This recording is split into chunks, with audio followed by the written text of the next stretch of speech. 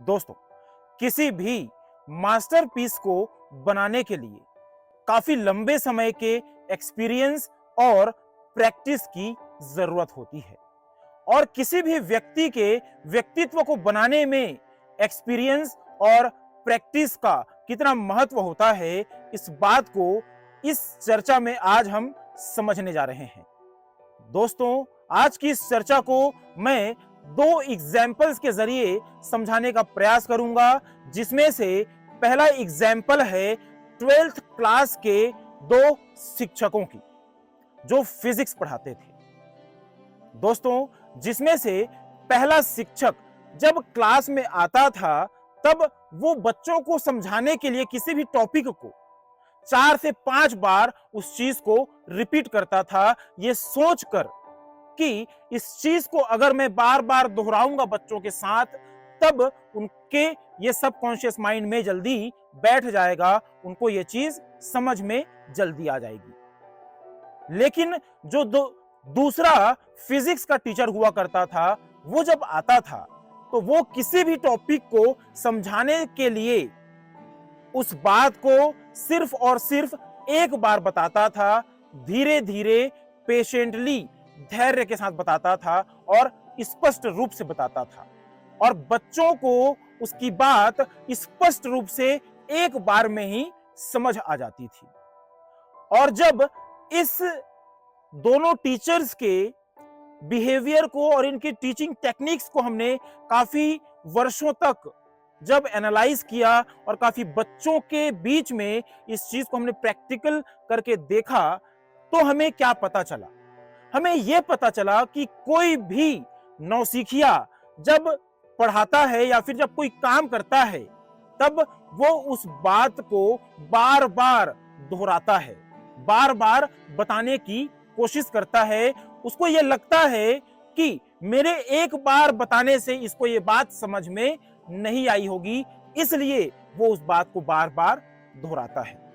और दूसरा व्यक्ति बहुत एक्सपीरियंस्ड और प्रैक्टिस किया हुआ शिक्षक था, जिसको अपने लंबे प्रैक्टिस और एक्सपीरियंस के वजह से सिर्फ एक बार में समझाने का तरीका मालूम था। उसे खुद के ऊपर विश्वास था कि बच्चों को एक बार में समझ में आ जाएगा।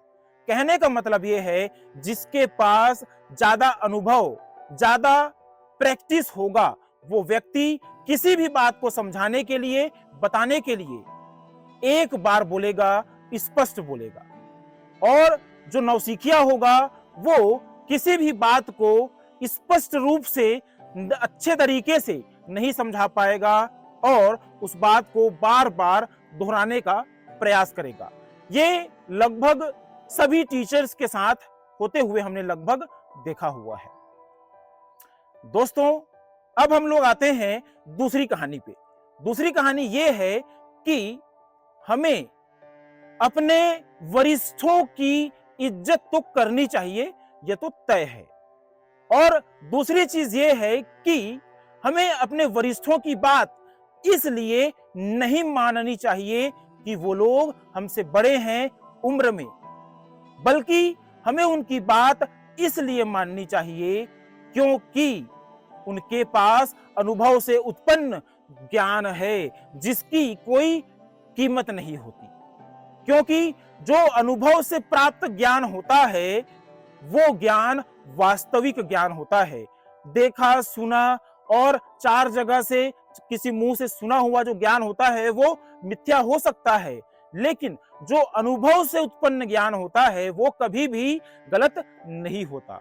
और हमारे वरिष्ठ हमें कोई भी बात अपने अनुभव को जब शेयर करते हैं तब वो ये सोचकर शेयर करते हैं कि जिस तकलीफ को हमने झेला, जब हम उस रास्ते से जा रहे थे तब हमने जो तकलीफ झेला, क्योंकि हमारे पास एक मैप नहीं था, एक हमारे पास ट्रैक रिकॉर्ड नहीं था कि हम इसे कैसे जाना है, किस तरीके से हमको डील करना है, इसलिए हमने वो तकलीफ झेला।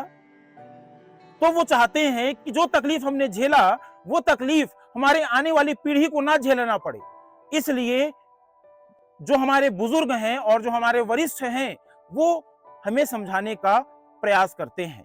लेकिन आजकल के बच्चे बातों को ना तो सुनते हैं अच्छे से और ना ही मानते हैं।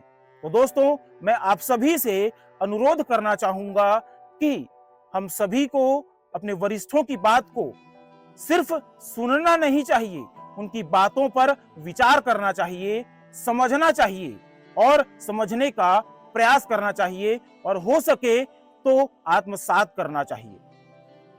धन्यवाद। आपका दिन शुभ हो।